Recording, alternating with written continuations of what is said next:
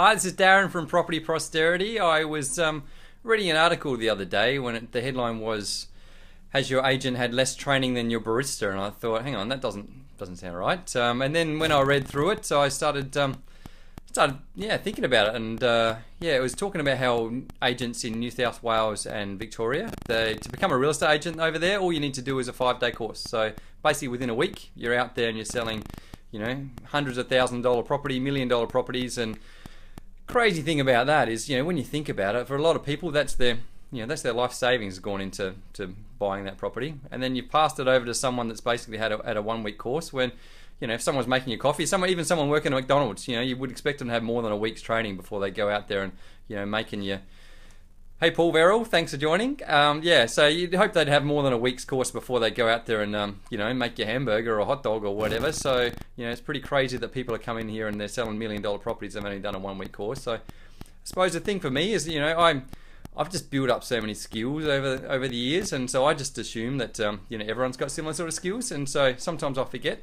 In Adelaide, what they have done is the Real Estate Institute in Adelaide, they've brought in, they understand there's limitations with the training and development as far as real estate agent goes, and sometimes that's part of the reason why people get agents get a bit of a bad name. Maybe not because they're intentionally out there to deceive people. Maybe they just don't understand, or they're not clear of and I think you got to remember too is that it's a pretty hard job being a real estate agent. Obviously, you work on commission, and it's quite difficult to you don't get any money until you sell the property. And so when you're starting out, that's really hard to get out there and meet people and sign up properties and sell it. So it creates a situation where you've got to really get out there and try and make things happen. So I suppose it's a really difficult job to do, and likewise you've had very limited amount of training, so you're getting out there trying to do the job the best you can, and then at the end of the day you're dealing with someone's life, the biggest asset they own. So it's a pretty scary thing at the end of the day. So then I thought, what training, what experience would they need to be able to be a real estate agent, I suppose. So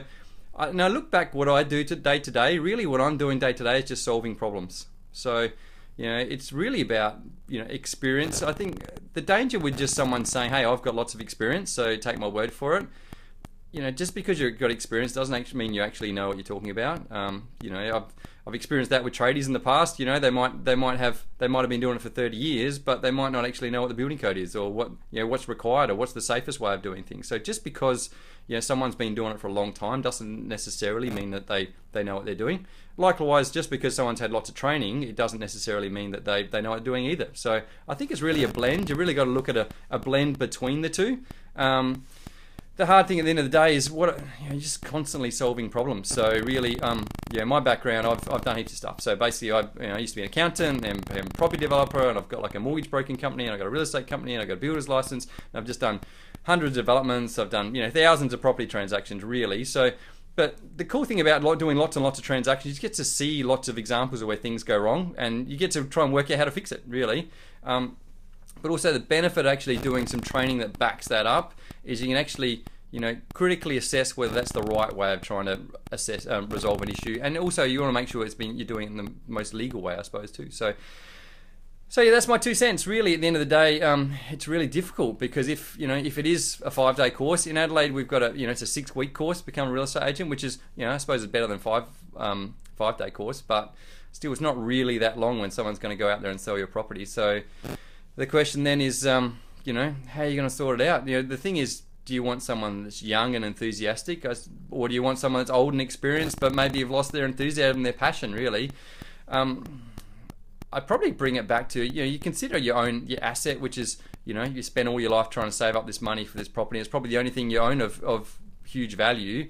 If you look at it, your health is probably something that's, similar sort of importance to you. So, probably more important, I suppose, in reality. But, people do value their property. If you're going to get someone, a doctor or a brain surgeon to operate on you, you wouldn't want someone doing a 5-day course. You wouldn't want even someone doing a 6-week course. You want to know that person has not only had all the training and understands the technical understanding, but also you want to know that you're not the first person they've tested out on. So, the thing is, if you have that brain surgeon, he could be the first time he's operated, and he might have all the enthusiasm of the world, and he really loves his job, and he really wants to do the best he can. But I suppose you don't want to be the first person he's testing it out on. Likewise, the other side of the coin, you don't want to have someone that's really experienced that doesn't have the qualifications and experience, but also the most up to date. Just because they knew how to do it 50 years ago, and that was the technology and then the knowledge required 50 years ago. You've got to make sure they're constantly keeping update with the latest trends, the latest ways to try and market and present your property. So that's the thing I'd ask. If you're looking at a young person, again, you're just trying to imagine, have they got the runs on the board? Do they have the qualifications? And enthusiasm is really important at the end of the day too. But I suppose you don't necessarily want to be the first person that you sell their property for.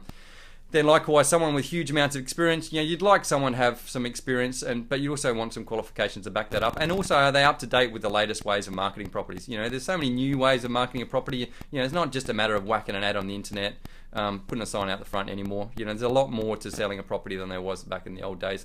And buyers are a lot more educated than they were in the old days. So really, agents having to adapt to the knowledge of buyers, really. The days when agents had all the information, they knew everything and the buyers knew nothing, that's long gone now. The days of trying to mislead anybody, you just can't do that. You really got to be open and honest and give people as much information as possible and try and help the process. And the easier you make it for someone to buy a house, the more likely they are to buy it and the more likely they pay more money for it. So I can see a few likes coming along. I can see, so I appreciate that, guys. And thanks for joining Daniel Richardson, a fellow real estate agent. So thanks for joining too. And Leanne, thanks for checking out my videos. She's been catching out a few of my videos and gave me some really nice feedback, so I appreciate that too. And so if you have liked my video, feel free to click like. If you think someone else might get some use out of this, it'd be great if you click on a share as well.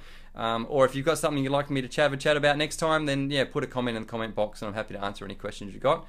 Or likewise, if you want to give me feedback, good or bad, then I'm happy to take on feedback. Obviously, I appreciate anything I can, and hopefully you found it useful, and I look forward to talking to you guys next time.